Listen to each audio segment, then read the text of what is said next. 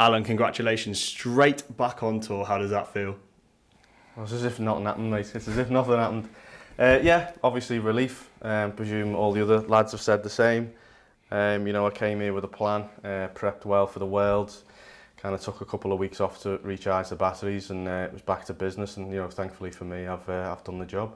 Yeah, how did you change your approach coming into this Q School as you have approaching other tournaments? Possibly.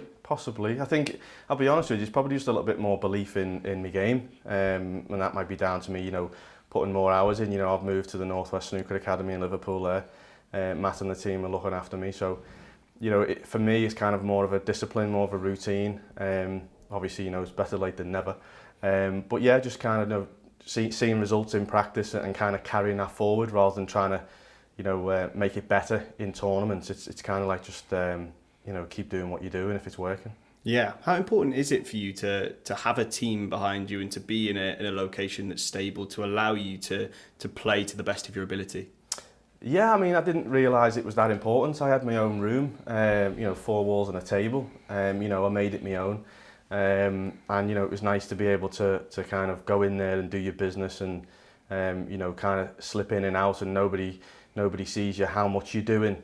But again, that can be a little bit of a negative, whereas you've got no praying eyes, and you need to kick up the backside sometimes. I've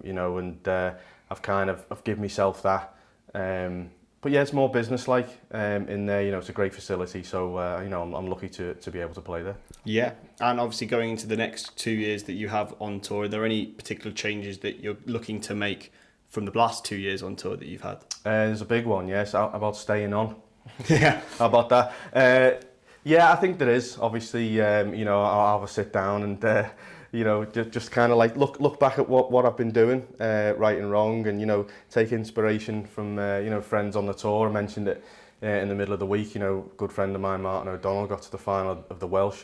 That's inspiring. A good pal of mine, Robbie Williams, got to the Crucible, and I was lucky enough to go and watch him. And those things are goals. And like I said early on in this tournament that they're still goals. I just had a big stepping stone to achieve here this week, and again, thankfully for me, I have done that.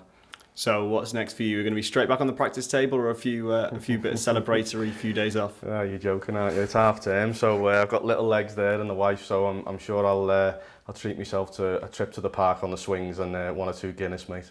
Alan, congratulations, and we're looking forward to having you back on tour. Thanks, Chris. Cheers, mate.